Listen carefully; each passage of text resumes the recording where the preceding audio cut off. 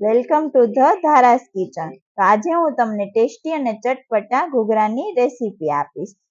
તો ઘૂઘરા બનાવવા માટે મેં અહીંયા 6 થી 7 બાફેલા બટેકા લીધા છે, જેને મેં થોડા ઠંડા કરી લીધા છે. હવે આપણે એને મેશ કરી લેશું.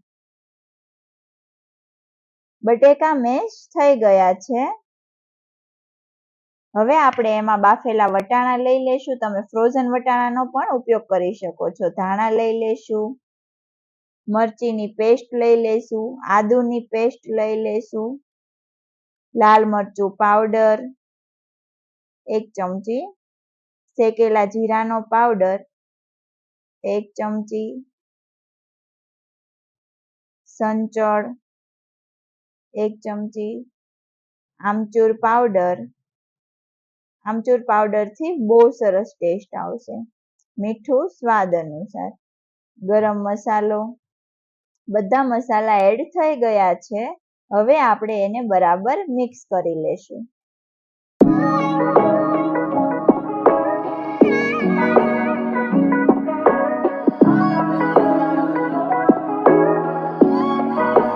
બધું મિક્સ થઈ ગયું છે. તો હવે આપણે ઘૂઘરામાં ભરવા માટે આ શેપ આપી દઈશું અને જોઈ શકો છો રેડી થઈ ગયા. હવે આપણે લોટ બાંધવાની પ્રોસેસ સ્ટાર્ટ કરીશું. તેના માટે મેં 250 ગ્રામ મેંદો લીધેલો છે. એમાં આપણે હાથથી મસળીને અજમો એડ કરી દઈશું. અજમાથી એકદમ સરસ ટેસ્ટ આવશે. એમાં આપણે મોણ માટે ઘી એડ કરી દઈશું. સ્વાદ અનુસાર મીઠું એડ કરી દઈશું. 2 ચમચી જેટલો રવો એડ કરી દઈશું અને લીંબુનો રસ એડ કરી દઈશું, જેથી ઘૂઘરા તળાતા જે બબલ આવે એ બબલ નહીં આવે અને એકદમ ક્રિસ્પી થશે. હવે આપણે આ રીતે બરાબર ચોળીને મિક્સ કરી દઈશું, જેથી મોણ બધામાં ભળી જાય.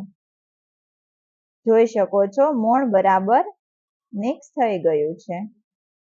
આ રીતે મુઠ્ઠી વળે એ રીતે મોણ આપવાનું છે. હવે આપણે લોટ બાંધી લેશું.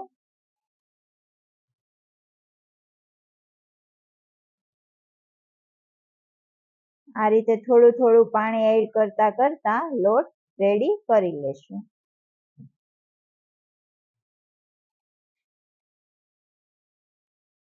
લોટ રેડી થઈ ગયો છે. હવે આપણે થોડું ઓઇલ નાખીને એને બરાબર મસળી લેશું. હવે આપણે એને 30 મિનિટ જેટલો રેસ્ટ આપી દઈશું. હવે આપણે તીખી ચટણી બનાવવાની પ્રોસેસ સ્ટાર્ટ કરીશું. તેના માટે અહીંયા મેં શેકેલી સિંગ લીધેલી છે, લીલું મરચું 6 થી 7 નંગ, મીઠું સ્વાદ અનુસાર, હિંગ અડધી ચમચી જેટલી, હળદર, લીંબુનો રસ 1 ચમચી જેટલો. હવે આપણે પાણી એડ કરીને એને મિક્સરમાં ગ્રાઇન્ડ કરી લઈશું. તો આપણી ચટણી જોઈ શકો છો રેડી છે. હવે આપણે લસણની ચટણી બનાવીશું. તેના માટે મેં અહીંયા સૂકેલા મરચાં ગરમ પાણીમાં પલાળી દીધા છે. પાણી આપણે એડ નથી કરવાનું, મરચાં લેવાના છે. તેમાં લસણ 10 થી 12 કળી, આખું જીરું, મીઠું અને સંચળ પાવડર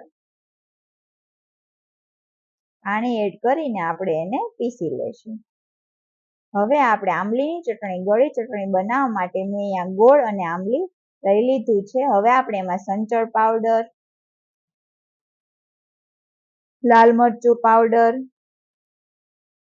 ગરમ મસાલો, હિંગ, ધાણા જીરું પાવડર અને લસણની ચટણી એડ કરી દેશું.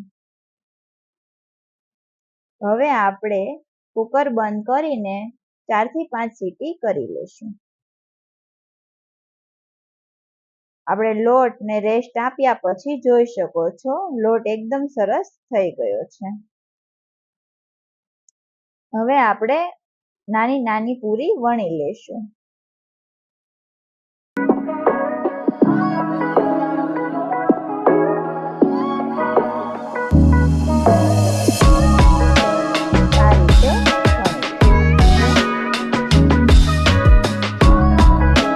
આપણે આપણે જે રેડી કરેલા હતા શેપમાં એ આપણે આ રીતે મૂકીને અંગૂઠો અને પેલી આંગળીની મદદથી આ રીતે ઘૂઘરાનો શેપ આપવાનો રહેશે. જોઈ શકો છો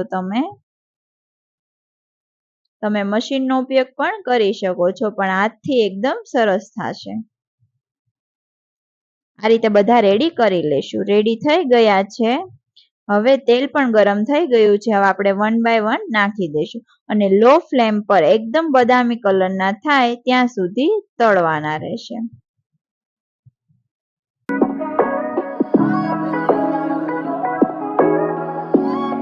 તમે જોઈ શકો છો થોડા થોડા બદામી કલરના થવા લાગ્યા છે.